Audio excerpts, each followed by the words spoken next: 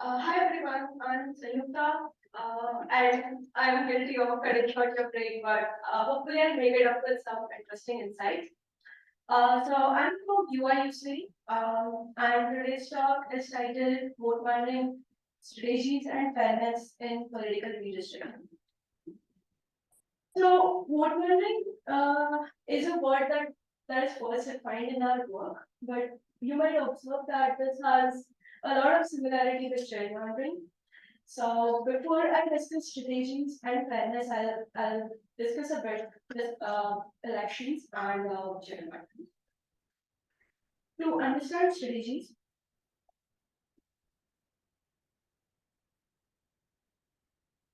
the first question I ask is how do parties influence elections? The first answer is, as you all know, campaigning. Nowadays, campaigning is done after using a lot of data analytics and knowing voter preferences. As you can see, the budgets are increasing year by year, and in 2024, we are expecting even higher campaign spend. The other way elections are influenced is gerrymandering. The people who don't know what gerrymandering is, it is manipulation of electoral district boundaries, and this is done for political gain. So, as an example, I'm proudly presenting the map of Illinois, and that little circle is where our university is situated. And this is part of district number 30, and it is surrounded by district number 15. So this weirdly shaped district is one of the most gerrymandered district right now in the US, and ironically, UIUC is housing inside it. So in gerrymandering, instead of voters choosing their representatives, the political parties are able to choose their voters based on where their voters are residing. They are able to draw maps, they are able to draw the boundaries, and secure some seats for sure.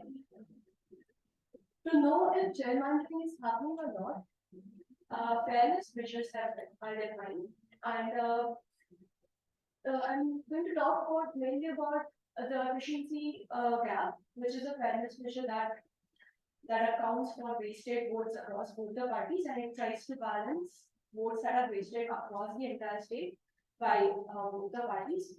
So fairness measures are there to ensure that the proposed maps are fair. But the question is, are they doing their job correctly? Because many of these fairness measures actually use past elections data. And as we saw in the first slide, elections are also influenced by strategic targeting and campaigning. So if the data is changing, are fairness measures accurately trying to capture the idea of fairness? So this brings us to the definition of votemandering. It's a combination of strategic campaigning as well as gerrymandering that is employed to deceive the fairness measures and increase seat share across multiple elections. In other words, it is just the use of smart technology done to simultaneously do gerrymandering as well as campaigning. I'll give you a high-level idea of this. So this happens in 4 stages. To start with, we have original voters data and we have a plan. And on this, campaigning can be done. Campaigning can be done to update it to a newer voter data, and this is done for 2 purposes. 1, the elections are held on this, and 2, the data is changed, and this new data is used to measure fairness of the newly proposed plan. So the thing is, here the strategist party wants to pass a biased map, and they want to allocate their campaign resources, and they're doing all this in this one cycle. However, the election results are taking place on different data. Firstly, round-one elections are held on new data with original plan, and round elections are held on original data with new plan. However, fairness is checked on new data and new plan, and this discrepancy is where Votemandering comes in, and we are able to deceive the fairness measures.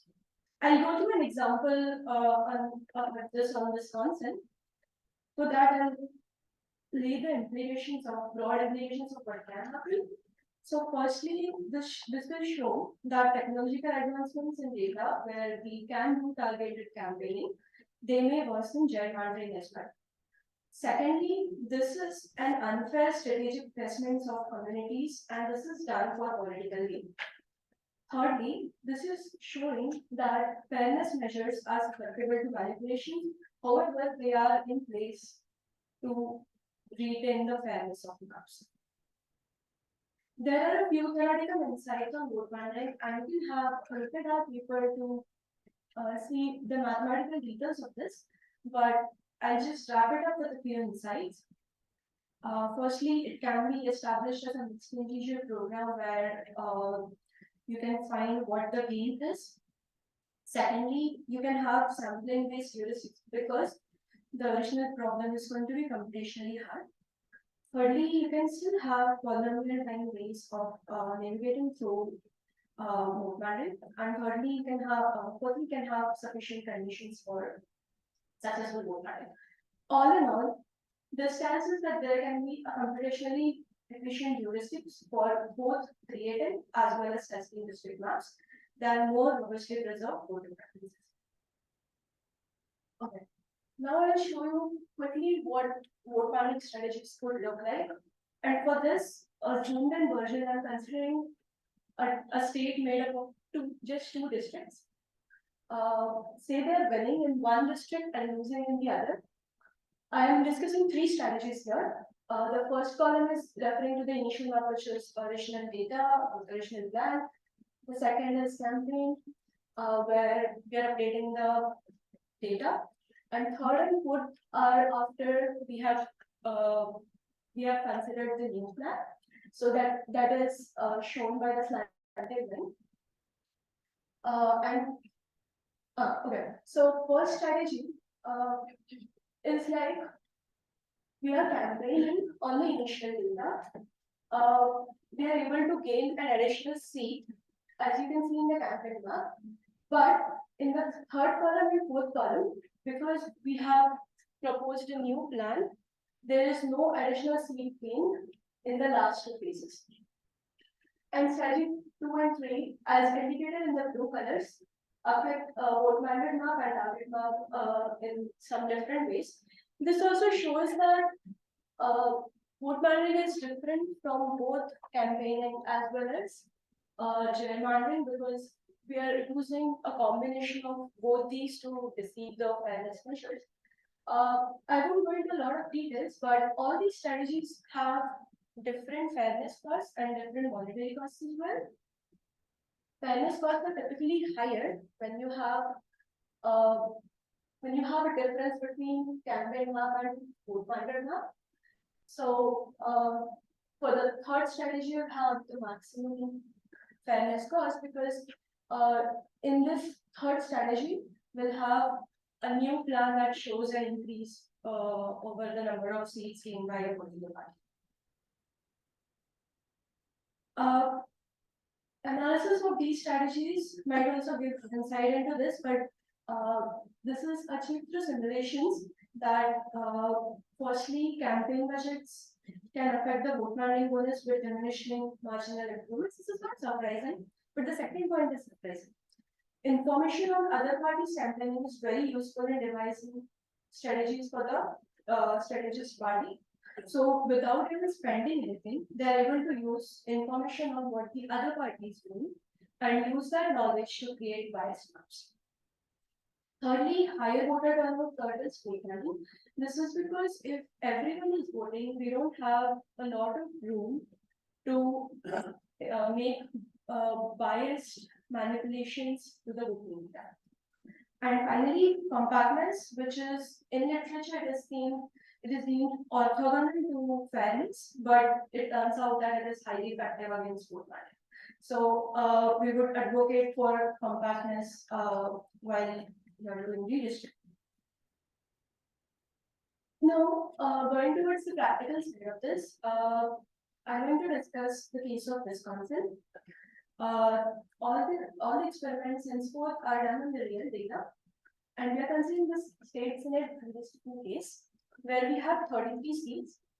We are choosing Wisconsin because it has a balanced partisan composition, so both parties have some say in redistricting. The red party proposes redistricting plans, and the blue party has government veto power. And for our experiments, we are using 2021 Governance Office final state senate plan as a starting point.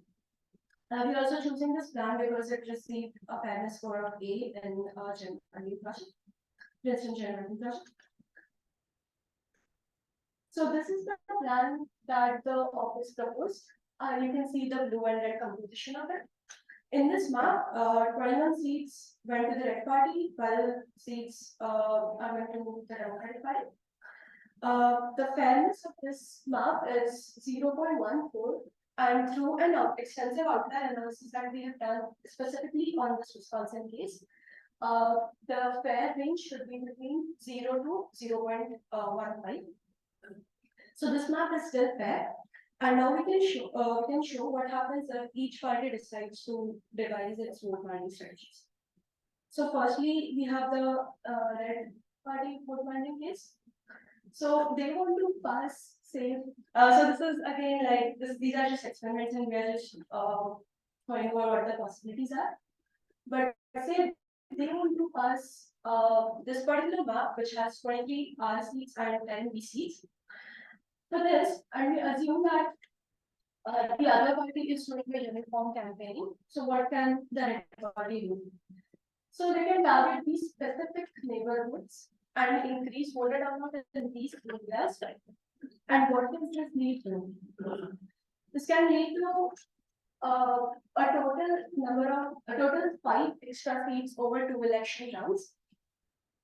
And this is happening through these 4 stages as highlighted here.